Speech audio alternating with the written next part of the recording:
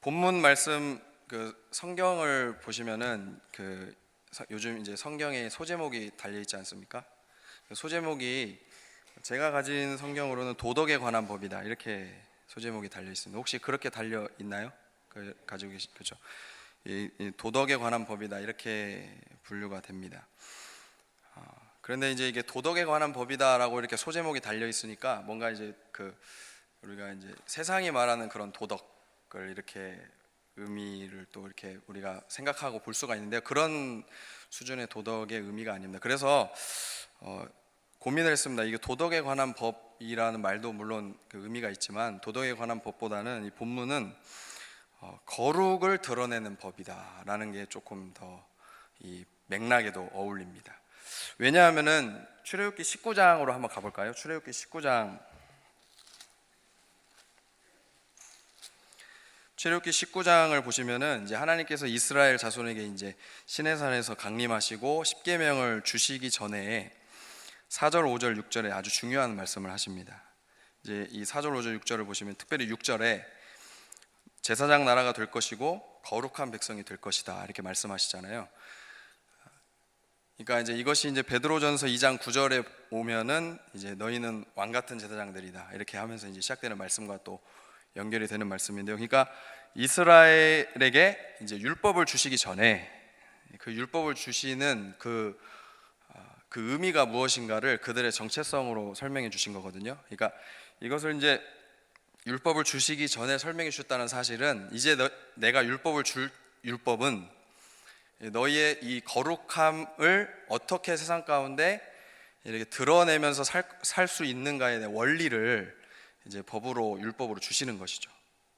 그런 것으로 또 볼 때 이 19장 이후에 선포되는 모든 율법이 다 이 거룩을 드러내는 법으로 이렇게 다 이렇게 함축이 된다라고 볼 수가 있고요.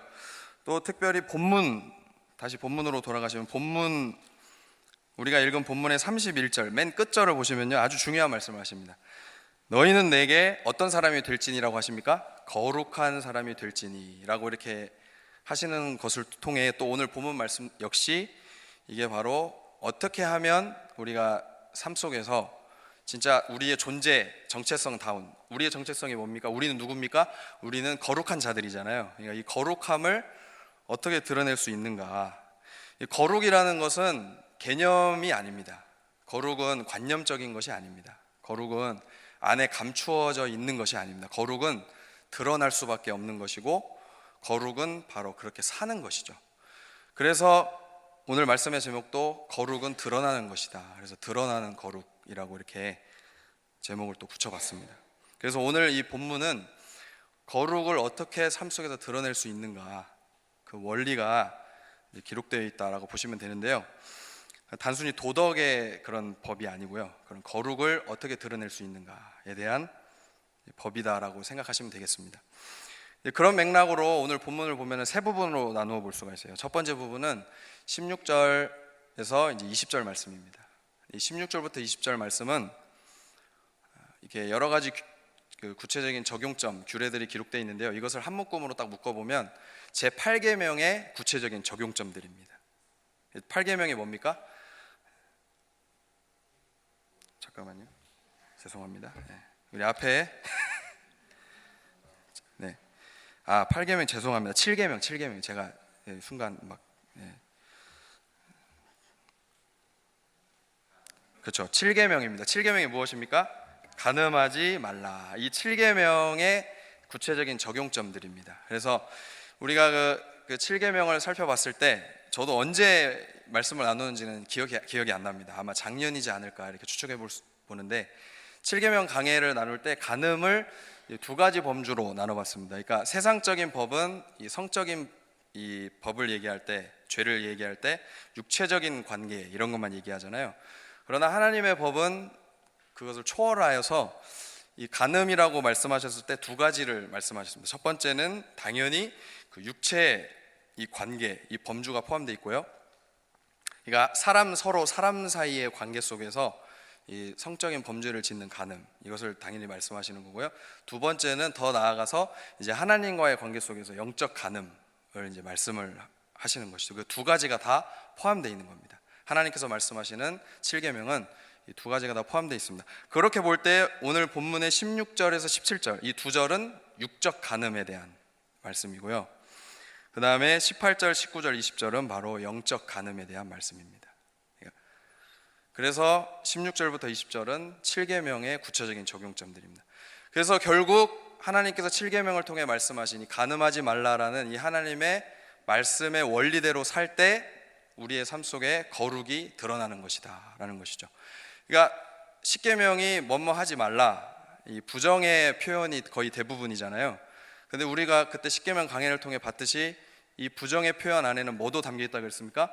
긍정의 적극적인 명령도 포함되어 있습니다. 그래서 간음하지 말라라는 이 명령 안에는 단순히 소극적으로 간음하지 마는 것으로 끝나는 게 아니고요, 적극적으로 하나님을 사랑하라라는 의미가 담겨 있는 겁니다. 그러니까 간음을 하지 않는 것도 당연하거니와 적극적으로 더 반대로 나가서 이제 더 적극적으로 하나님만을 사랑하고 우상을 섬기지 않고 하나님만을 사랑하고 또 내 이웃을 그 하나님의 마음으로 온전히 대하고 사랑하는 그 하나님과의 이웃과의 그 올바른 관계, 거기까지 7계명에 하나님께서 그 뜻을 담아 놓으셨다라는 것이죠.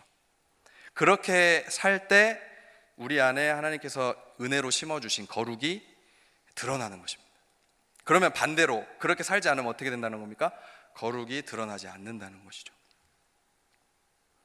더 자세한 내용은 만약 궁금하시면은 저도 정확히 그 날짜는 모르니까 제가 말씀드릴 수 없고요. 한번 찾아서 홈페이지 7계명 강해를 보시면 되겠습니다. 이렇게 이제 16절에서 20절까지는 이렇게 넘어가고요. 두 번째 부분은 21절에서 27절입니다. 이 부분은 우리 주변에 있는 그 연약한 자들을 우리가 대할 때 그 연약한 자들을 대함으로 거룩이 드러날 수 있다라는 것입니다. 그래서 21절부터 24절은 어떤 내용이냐면요, 주변에 있는, 그러니까 연약한 자들이 누굽니까? 과부, 고아, 나그네 이렇게 언급이 되잖아요. 이런 자들, 또 지금 우리가 살고 있는 주변에는 여러 가지 그런 연약한 자들이 있잖아요. 그런 자들을 압제하지 말고 괴롭게 하지 말고 해롭게 하지 말라라고 이렇게 말씀을 하시면서 이제 25절부터 27절까지는 어떤 말씀이냐면 그들의 필요를 채워줘라 라는 말씀입니다. 이것을 어떻게 말씀하셨냐면 그들에게 돈을 빌려줘라, 물질을, 그들의 필요를 채워줘라. 그러니까 오늘 오전 예배 때 말씀하고 일맥상통한 겁니다. 그 필요가 우리 공동체 안에서 또 우리 주변에 어떤 자가 필요한 것이 딱 보여지면, 그리고 하나님께서 기도하는 중에 깨닫게 하시고 또 보게 하실 때 이제 내 것을 나누는 것. 근데 나눌 때 대가를 바라고 나누는 게 아니고요, 그냥 거저주는 나눔, 이것을 말씀하시는 거예요. 이것을 어떻게 말씀하시냐면 이자를 받지 말라라고 이렇게 말씀을 하시는 겁니다. 그래서 우리 주변에 있는 연약한 자들을 하나님께서 원하시는 방식으로 대할 때 우리의 거룩이 드러날 수 있다라는 것이고요. 그리고 세 번째 부분은 28절에서 31절인데요. 이 부분은 이제 하나님께 이제 하나님께 대한 의무라고 볼 수가 있습니다. 하나님 앞에서 이러이러한 의무를 행해라라고 이렇게 말씀을 하시죠.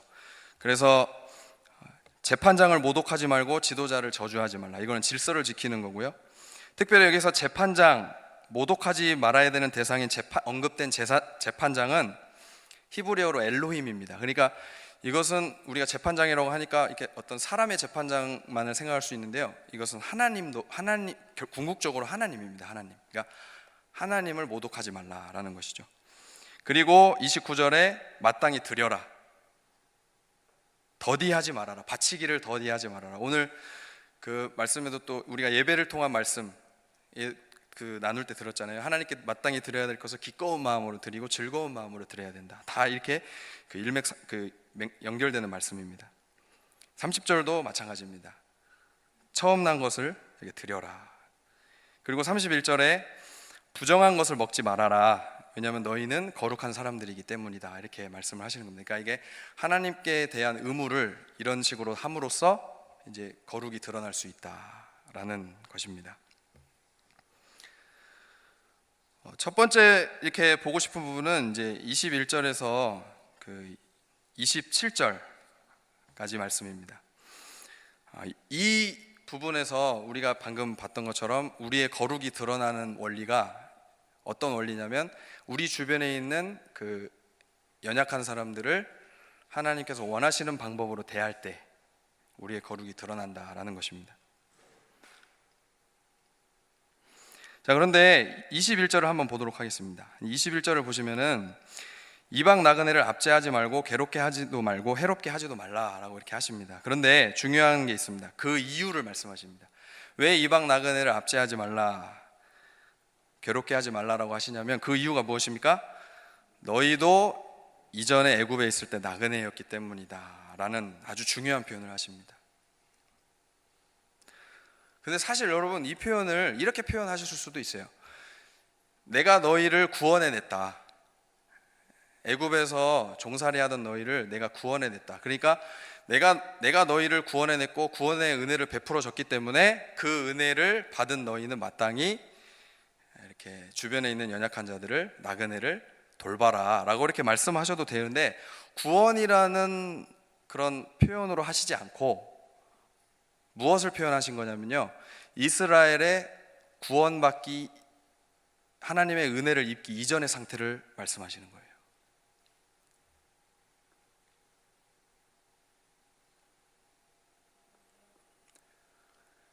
여러분, 만약에 이스라엘이 너희가 이전에 애굽에서 나그네였다, 너희는 이전에 나그네였다, 이 말을 딱 모세를 통해서, 지금 이 일러주시는 말씀은 모세를 통해 다 이렇게 이스라엘이 듣는 거 아니겠습니까? 만약에 이스라엘이 그걸 듣는다고 한번 생각해 보세요. 그럼 어떤 느낌이 들까요? 아, 우리는 그냥 이전에 나그네였다, 그렇지 나그네였어, 뭐 이러고 말까요? 나그네라는 이 표현, 그리고 애굽이라는 이 표현은 이스라엘에게는 무엇이냐면요, 과거의 아픔이에요. 아픔. 그들 안에 있는, 다시 이렇게 끄집어내기 싫은, 그러니까 생각하기 싫은 치부예요. 치부. 나그네라는 표현, 그리고 애굽이라는 표현은 이스라엘에게는 그런 표현이었어요. 그러니까 지금 하나님께서 이렇게 말씀하시는 거예요. 너희 주변에 있는 연약한 자들을 적극적으로 돌보라. 왜냐하면 너희도 이전에 상처를 입은 자기 때문이다. 너희 안에도 그런 아픔이 있기 때문이다. 나그네와 같은 아픔이, 그런 쓰디쓴 고통과 그 추억하고 다시 떠올리기 싫은 그 아픈 추억, 그것을 너희도 경험을 했다. 그것을 말씀하시는 겁니다. 그러니까 직설적으로 말씀드리면, 상처를, 치부를 다시 일부러 끄집어내시는 거예요.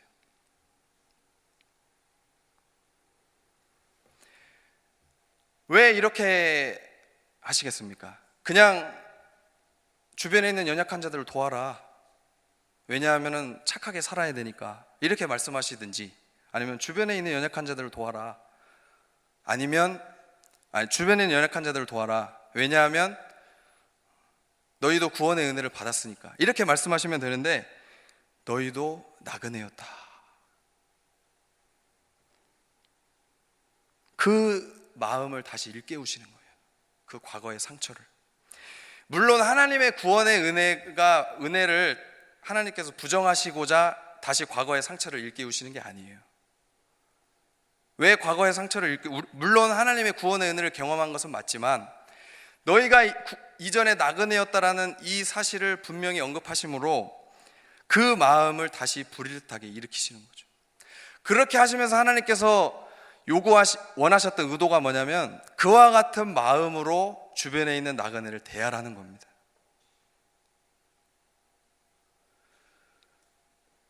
동일한 마음, 그들과 나를 동일시하는 공감의 마음을 가지고 그들에게 다가가라는 하나님의 의도가 이 안에 담겨 있어요. 아, 우리는 구원받았으니까, 나는 이제 나그네가 아니니까, 이렇게 다가가는 게 아니고요. 물론 우리가 구원받은 거 맞습니다. 우리가 하나님의 은혜를 경험한 거 맞아요. 그러나 주변에 있는 나그네들을 대할 때, 예전에 우리가 나그네였을 때 당했던 그 아픔, 그 고통, 그 상처를 공감하면서 그들에게 가라는 겁니다. 이런 의도를 가지시고 그들에게 말씀하신 거예요. 너희도 예전에 나그네였다. 단지 과거의 팩트를 얘기하시려고 하신 게 아닙니다. 과거의 상처, 너희도 그것을 경험해보지 않았느냐? 그런 마음을 가지고 그 나그네들을 대하라라는 것이죠. 우리는 요즘에 예배에 대한 말씀을 통해 속건제적 말씀, 그리고 오늘도 말씀을 들었잖아요. 우리 주변에 있는 필요를 하는 그 연약한 자들, 필요가 있는 연약한 자들을 실제적인 필요를 공급해줘야 된다, 채워줘야 된다, 그런 말씀 우리는 오늘도 들었고 또 속건제적인 그 예배에 대한 말씀을 통해 들었습니다.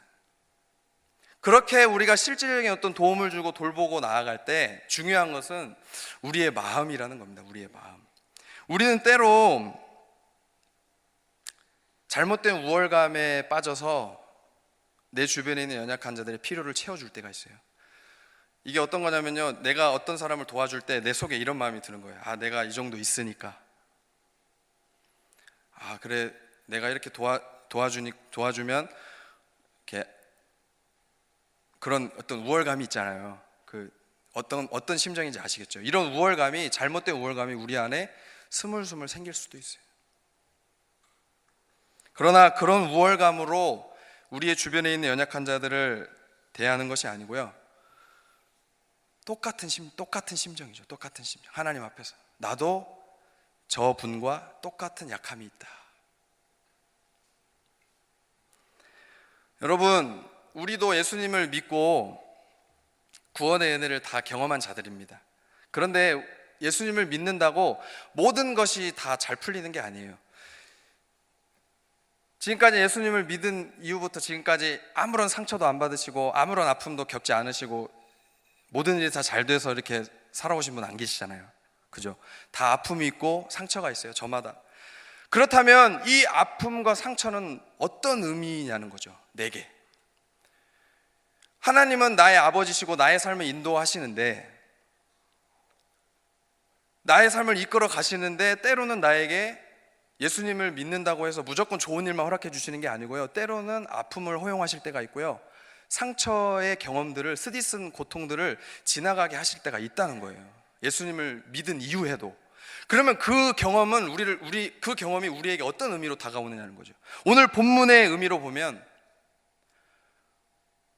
하나님께서 우리의 그 상처를 통해 우리로 어느 길로 나아가게 하시냐면, 똑같은 아픔을 겪고 있는 내 주변에 있는 또 다른 나그네, 또 다른 고아, 또 다른 과부와 같은 자들에게 나에게 겪게 하신 그때 그 아픔 경험의 그 마음을 동일하게 가지고 다가가라는 겁니다.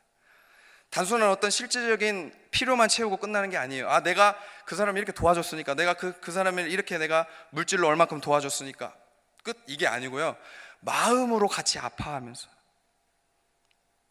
마음으로 똑같은 상처와 아픔의 공감을 가지고 그에게 다가가는 겁니다. 그것을 하나님께서 우리에게 원하시고 우리에게 상처를, 아픔을, 쓰디쓴 고통의 시간을 허락하신다는 겁니다.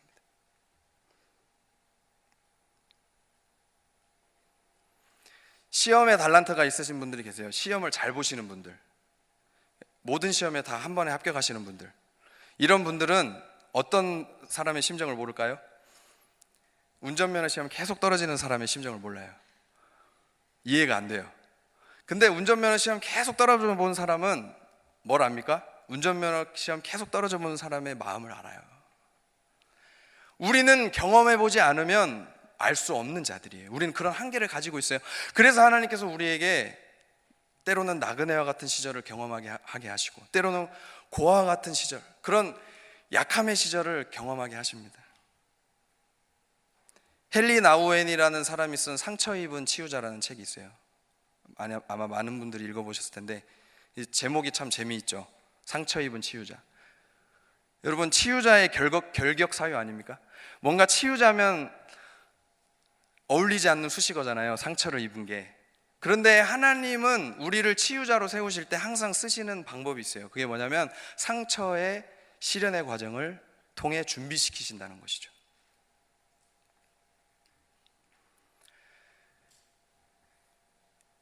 위가 아파 보지 않으면 위 아픈 사람의 고통을 몰라요. 그냥 어떤 사람이 위가 아파서 병원에 입원했네. 허리가 아파 보지 않은 사람은 허리 아픈 사람의 고통을 몰라요. 어떤 집사님 입원하셨다. 아프신갑네. 이게 한계예요. 그런데 진짜 허리를 진짜 아파 본 사람은 허리 아파서 입원했다는 말 들으면 진짜 아팠겠구나. 정말 그게 내 심정적으로 느껴지는 거예요. 심정적으로. 하나님은 여기까지 가기를 원하세요. 우리가 우리의 주변에 있는 약자들을 대할 때, 연약한 사람들을 대할 때 여기까지 가게 하세요.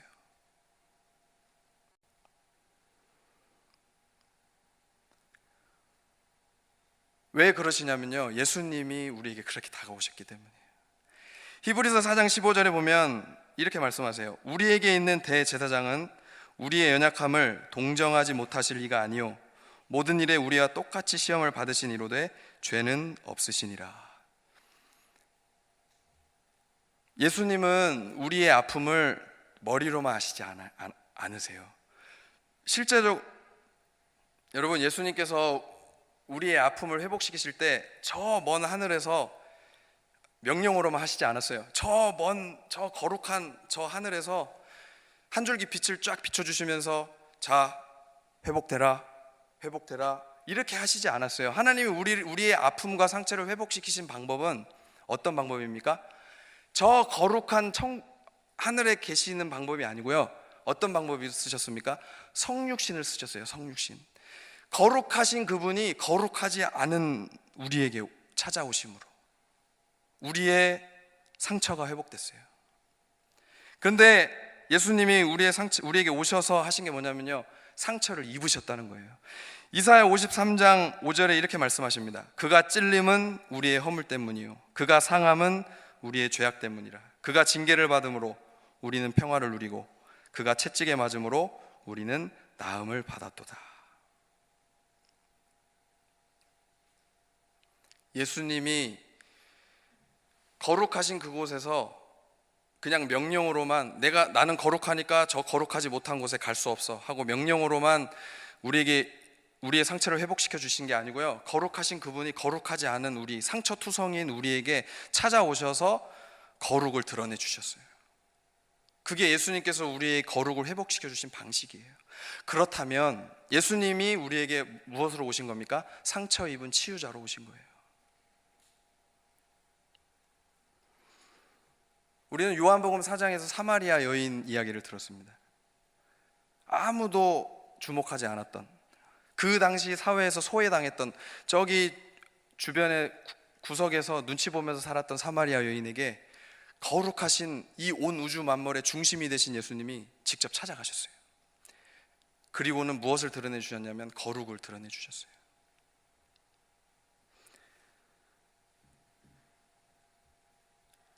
예수님은 우리에게 이렇게 말씀하십니다. 우리의 상처를 회복시키시고 우리에게 또 다른 말씀을 하세요. 그 무엇이냐면 가라라는 것입니다. 상처 입은 치유자로 가라는 것이죠. 우리의 상처를 회복시키시고 그냥 우리만 좋고 내 상처가 회복됐네 하고 끝나라고 우리의 상처를 회복시키시는 게 아니고요, 내가 너를 또 다른 상처 입은 치유자로 파송한다. 그래서 나의 과거의 아픔과 나의 나그네 시절과 나의 그 연약한 시절의 그 아픔은 우리에게 또 다른 이름으로 다가오는데요, 그게 무엇이냐면 바로 사명입니다. 사명. 우리의 사명이에요.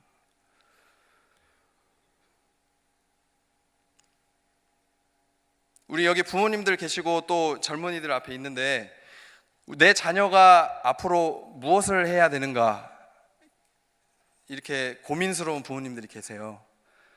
제가 한 가지 통찰력을 드리면, 내 자녀 안에 있는 아픔이 무엇인가, 내 자녀만 가지고 있는 상처가 무엇인가. 어떤 그것이 성격적인 상처일 수도 있고요, 또 영적인 부분일 수도 있고 육적인 부분일 수도 있어요. 다양한 모습으로 나타나죠. 근데 내 자녀 안에 있는 약함이 무엇인가, 그것을 좀 우리가 주의 깊게 살펴볼 필요가 있어요. 왜냐하면 그 안에 하나님이 사명을 심어 놓으실 수도 있어요. 그것을 우리에게 상처로 허락하신 이유는 그 상처를 가지고 좌절하고 절망하고 아파하고 끝나라고 허락하신 게 아니고요, 그 상처를 사명으로 받고 나와 똑같은 상처와 아픔을 가지고 있는 내 주변에 있는 나그네와 고아와 과부들에게 사명자로 가라는 거예요. 상처 입은 치유자로 가서 예수님의 사랑을 전해주고 그들을 복음으로 회복시키고 살리는 그 일에 나를 그 상처로 콜링하시는 거예요. 그래서 내 자녀에게 우리가 사명을 생각할 때, 비전을 생각할 때, 꿈을 생각할 때 하나님께서 나에게 주신 달란트를 생각할 수 있지만 그것과 함께 자녀가 잘하는 것만 생각하는 게 아니고요, 자녀 안에 있는 아픔이 무엇인가도 함께 생각할 수 있어야 돼요. 그래야 진짜 하나님께서 상처 입은 치유자의 사명자로 보내시는 겁니다. 그렇게 준비시킬 수도 있어요. 그렇게 준비하도록 믿음의 부모가 조력자로 도와줄 수가 있어요. 그리고 당사자들은 여기 중고등학생도 있고 대학생들도 있는 젊은이들, 지금 우리 무엇을 앞으로 어떻게 내가 무엇을 하면서 살아야 될지 고민스러울 거예요. 고개를 끄덕거리는데 고민스러울 거예요. 지금 잘 먹고 잘 살아야 된다, 공무원을 폐마하고 공무원 되는 게 잘못됐다는 말씀이 아니고요, 평범하게 산다는 것을 제일주의로 하는 이 세대 속에서, 안정된 직장, 이것을 주장하는 이 세대 속에서 우리 자녀들에게 도전합니다. 자녀들, 내 안에 있는 상처로 하나님이 지금 부르세요. 콜링을 하세요. 잘 먹고 잘 살고 그냥 평범한 인생을 살다가 그냥 가야지, 이렇게 생각하지 마시고요, 하나님께서 나를 이 땅에 보내신 이유가 무엇인가? 내 안에 있는 상처와 아픔, 난 정말 이것 때문에 지금 고민스럽고 고통스럽고 아픈데, 정말 먼저, 그러니까 뭐가 필요하겠습니까? 하나님의 은혜 안에 회복되는 게 먼저 필요하겠죠. 내가 회복의 은혜를 먼저 누리고 인격적으로 하나님을 만난 후에 내가 아팠던 이 아픔을 똑같이 가지고 있는 주변에 있는 연약한 사람들을 봐야 하는 겁니다. 그리고 그들에게 복음을 전해주고 예수님의 사랑으로 섬겨주고 그들이 회복해서 다시 세워지는 그 일에 하나님께서 나를 사명자로 부르셨음을 기억하고 지금부터 그 길이 어떠한 길인가를 고민하시고 기도하면서 준비하세요.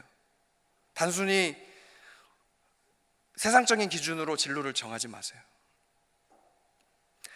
내 안에 있는 아픔과 상처가 다양하니까 진로도 다양하겠죠. 진로와 직업도 다양할 것입니다.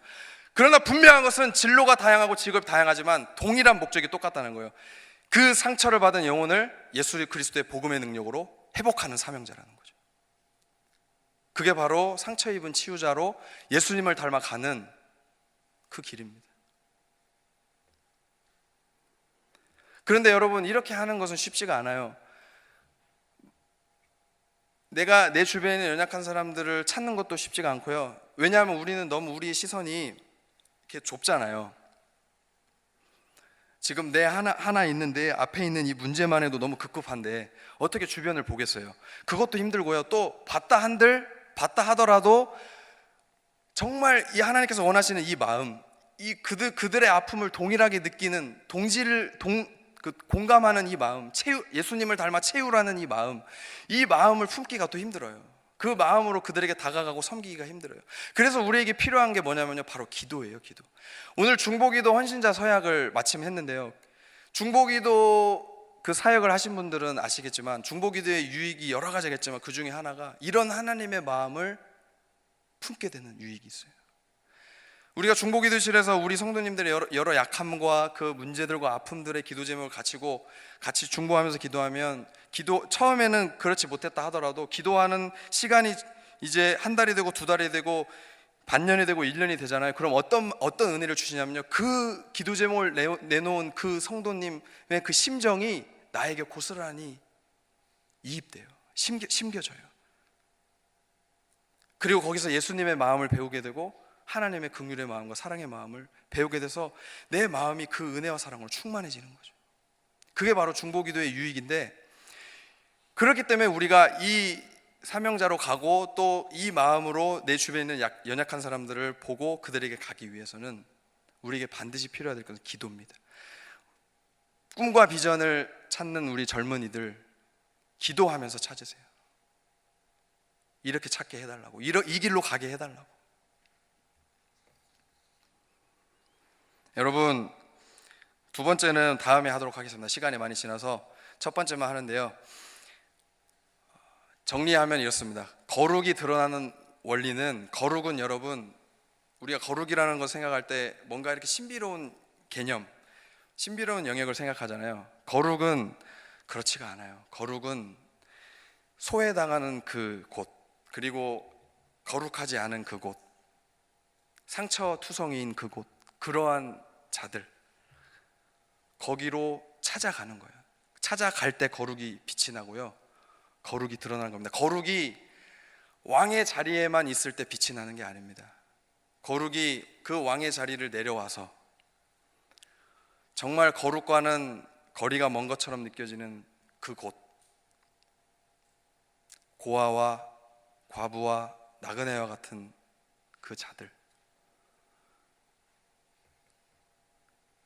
찾아갈 때 바로 예수님을 닮은 그 상처 입은 치유자의 사명자의 거룩이 드러나게 되고 주님께서 영광을 받으시고 또 우리도 그러한 유익을 누리게 된다는 것을 기억하시고 이러한 축복이 우리에게 임하기를 예수님의 이름으로 축원합니다.